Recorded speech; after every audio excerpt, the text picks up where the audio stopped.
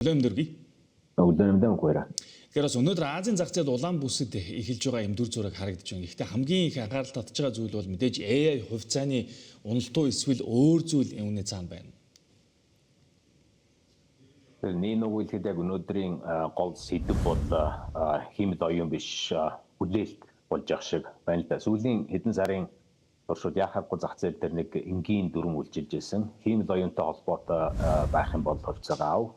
Хиймэл оюунтай холбоотой бол өснө гэдэг ийм лог дарааллын дагуу явж байсан.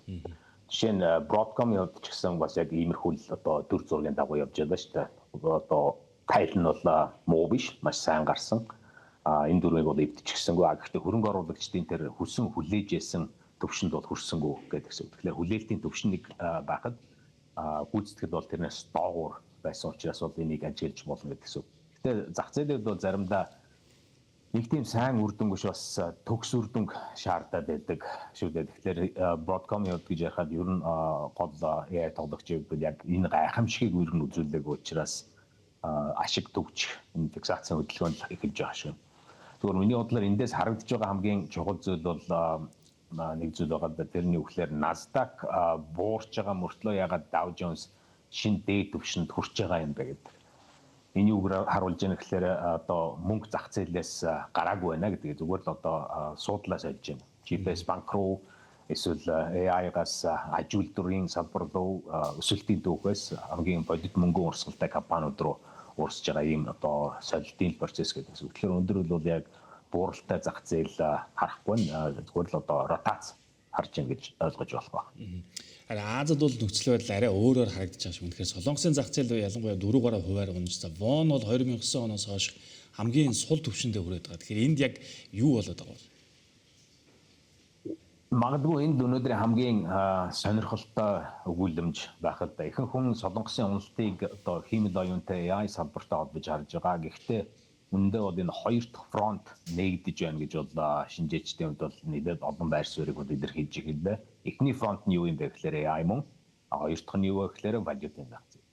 Бон одоо 2009 оноос хойш хамгийн сул түвшинд хүрлээ гэдэг. Энэ бол маш тийм том анхааруулгын дохио гэж хэлж болох. Ягаад гэхээр Ираны дан хэрвээ урт үргэлжлээд байх юм бол Азийн импортлагч суурьтай эдийн засгууд одоо $1, нефт, инфляц гэсэн энэ гурван дарамтыг зэрэг мэдэрч эхэлнэ гэдэг. Өнөөдрөө ч гэсэн Ираны дан яг юу болчих вэ гэдэг дээр бодиттой хариулт өгж байгаа юм бол алга bay шүү дээ. Хизээ дуусах вэ гэдэг. Тийм болохоор одоо үгчдийн зөвхөн Солонгос биш, Индонез, Филиппин хүртэл одоо валютын зах зээл дээр интервенц хийж эхэлж байна. Тэгэхээр энэ бол ханш хамгаалах техник ажиллагаа шүүд ерөөсөө л инфляцаас хамгаалах ийм ажиллагаа болж байна л да. Яг тэгэхээр валют сулрах тусам импорт үнэтэй болно. Тэгэхээр импорт үнэтэй болох юм бол инфляц эргэж ирнэ гэдэг үг шүү. Тэгэхээр яг төв банкуудын хувьд бол яг энэ гинжин урвалыг яаж таслах вэ? Одоо хурдан хугацаанд яаж таслах вэ гэдэг ийм л оролдлого хийж байгаа гэдэг үг. Тэгэхээр миний бодлоор бол өнөөдрийн Азийн зах зээл бол AI-гаас илүүтэйгээр валютын эрсдлийг анхаарч эхэлж байгаа шүү.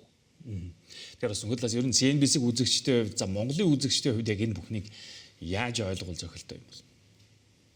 Монголын хувьд бол маш энгийн байх л да. Юу гэхээр хөрөнгө оруулагчдаас иргэд байна уу? Ерөөсөө Nasdaq-аас илүүтэйгээр AI-гаас илүүтэйгээр нефтийг л харах хэрэгтэй байна. Яг тэгэхээр Wall Street-ийн хувьд бол AI-гийн талаар маргалдж байгаа. Энэ талаар түүх бол маш хангалттай байгаа. Гэхдээ Монголын өрх гэрүүдийн хувьд бол шатхууны үнийн талаар л анхаарч байгаа шүү дээ. Энэ талаар санаа зовж байгаа.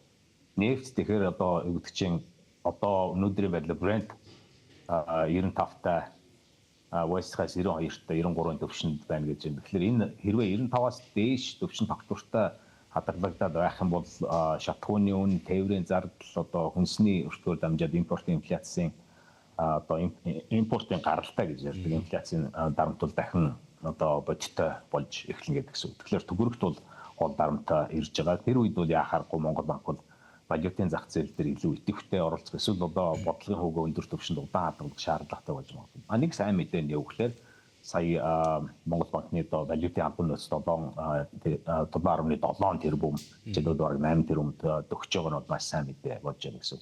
Тэгэхээр ингээнээр хэлэх юм бол Солонгосын воо унаж байгаа нь зөвхөн Солонгосын асуудал биш болж байна. Энэ бол яхаарахгүй Азийн импортлагч одоо эдийн засгуудын гол стресс тест гэж болж байна. Тэгэхээр Монголч гэсэн тэр одоо энэ тестийн бол гадна зогсохгүй байна. Үл ер нь өнөөдөр яг зах зээл юу ажиглах вэ? уламжил болсон 2 3 сэдвэл байна гэж харж байна л да. Нэгдүгээрт юу гэхээр яхаарахгүй нөгөө Америкийн хөдөлмөрийн тайлангийн мэдээнүүд байгаа. Яг одоо зах зээл дээр бол их тийм гоё тоо бол хүсэхгүй байгаад байгаа гэсэн. Яагаад гэхээр хэд хүчтэйч биш, хэд сулч биш тийм мэдээ гэсэн. Яагаад энэ хэрвээ сайн гарах юм бол энэ маань цалингийн өсөлттэй холбоотой, цалингийн өсөлт гэхээр инфляцтай холбоотой гэдэг бодлогын одоо хүүгийн төвшин дээр бол ингээд одоо сөрөг нөлөөтэй болж ирнэ гэдэг гэсэн. Тэгэхээр сайн мэдээ биш болоод хуурчих учраас нэг дундуурхан шиг л одоо мэдээ гараасаа гэж харж явах шиг байна. Хоёрдугаарт бол яхаарахгүй Америкийн Ираны талтай хийж байгаа хилцээний явцаа байна л да. Тэгэхээр нефтийн дараагийн $10 хөдөлгөөнийг магадгүй энэ шийдэх 100-аас давхгүй 100-аас дотгошоод хадгалах байгаа. 95% бол Монголын хувьд бол нэлээд том одоо дүн болж байгаа. 3-дугаарт бол яхаарахгүй хиймэл оюуны одоо манлайлагч компаниуд том мега капууд байна л да. Nvidia, Broadcom байна, SK Hynix гэдэг одоо ашиг төгс хөдөлгөөн бол ерөөсө 2 өдөр үргэлжлэх юм уу эсвэл эх 7 хоногт үргэлжлээд илүү өргөн хүрээний энэ коррекцийн эхэллүү гэдгийг бол харах хэрэгтэй байна. Тэгэхээр одоогийн уншиж байгаагаар хиймэл оюуны түүх бол дуусаагүй байна. Зах зээл зүгээр л одоо хиймэл оюуны төлөө ямар ч үн төлөхөө болж эхэлж байна. Тэгэхээр энэ хоёрын хооронд бол асар том ялгаа байгаа учраас дээрх 3 сэдвийг гол анхаарч харах хэрэгтэй бол. За баярлалаа бид зах зээлийн чиг баримжааны талаар CNBC-ийн төлгөөнтэй ярилцлаа.